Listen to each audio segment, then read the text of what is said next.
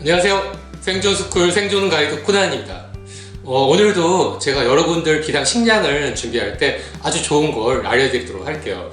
사실 저번에 이 10대 비상 식량 중에 이 5가지만 소개를 시켜드리고 그 뒤에 또 5가지를 아직 못 해드려서 참 죄송합니다.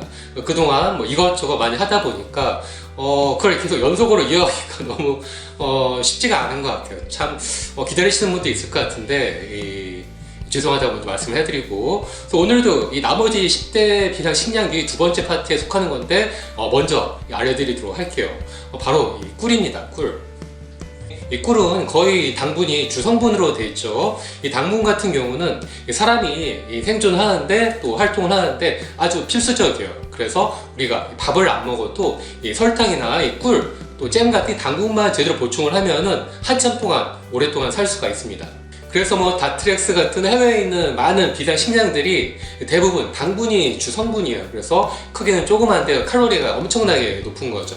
그래서 그런 것들을 사도 좋지만은 다 해외 거고 또 수입이기 때문에 가격이 비싼데, 차라리 이렇게 잼이나 또 이 꿀 같은 것들을 미리 준비해 두시면 언젠가 비상 사태가 됐을 때 이 밥이 없어서 굶어야 될 상황에서 이 꿀을 따뜻한 물에 타 먹거나 혹은 뭐 빵이나 혹은 떡 같은 데 찍어서 먹으면은 연령도 보충할 수 있고 기운도 낼 수 있는 아주 중요한 이 비상 식량이죠.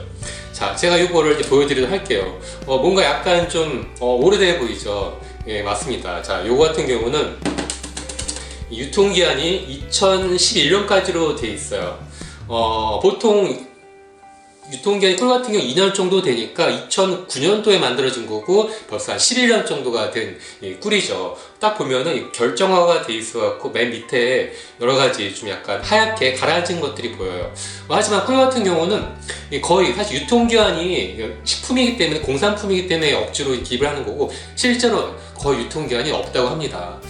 뭐 수십 년, 수백 년까지도 괜찮다고 하고, 또 어떤 기록에 의하면은 이집트 이 피라미드에서 발견된 꿀을 끓여갖고 그냥 먹었다는 그런 기록도 있는데, 아무튼 이 꿀 같은 경우는 이 당도가 엄청나게 높기 때문에 상하지 않고, 또 두 번째로 꿀 안에는 이 항산화 물질, 또 항균 물질이 있기 때문에 세균이 들어와도 바로 죽여버린다고 해요. 그래서 이런 것들을, 그래서 꿀을 방부제처럼 쓰는 경우도 많고, 또 가격도 아주 싸기 때문에 어떤 면에서 비상 식량으로 최고가 아닌가 합니다.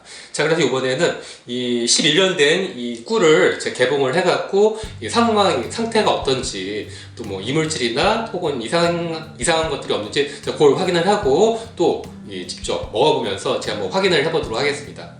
또 이 꿀 안에 이 하얀 결정 같은 것들이 생기는 게 많이 보이죠. 그래서 오래된 거 보고 야, 저거 이상하게 변질됐기 때문에 못 먹는 거 아니야 이렇게 생각할 수 있는데 그건 전혀 아니라고 합니다.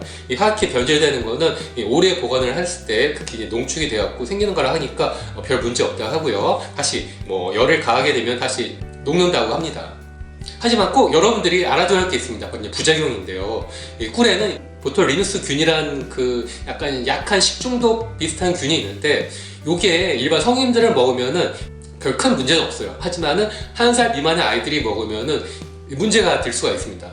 실제로 일본에서도 이 꿀을 물에 타갖고 이유식에 같이 타서 먹었다가 사망한 사례도 있고, 그래서 이게 아이들 같은 경우는 한 10% 정도가 이제 문제가 될 수 있다고 하기 때문에 1살 미만 아이들한테는 꿀을 먹이지 않는 게 이제 중요하겠어요.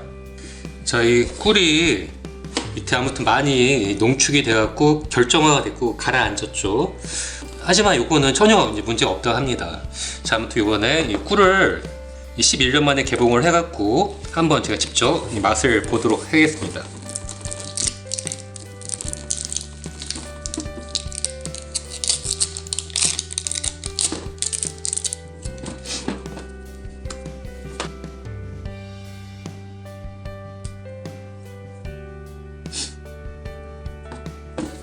자, 이렇게 꿀이 11년이 됐어도 뭐 딱히 이물질이 보이거나 뭐 곰팡이나 이상한 것들이 보이진 않아요. 제가 한번 맛을 보도록 할게요. 예, 역시 익숙해 하는 이 꿀 그 진한 농도 짙은 맛이고요. 자, 이번에 이 빵을 찍어서 한번 먹어보도록 하겠습니다.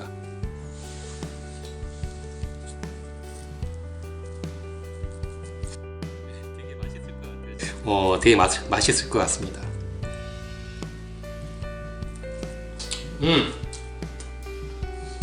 너무 맛있습니다. 꿀이 정말 오래도 전혀 상하지 않고 오래 장기 보관할 수 있는 아주 좋은 비상 식량인 것 같아요. 제가 계속 꿀을 찍어서 먹고 있는데, 자, 보이시나요? 자, 너무 달고 맛있습니다.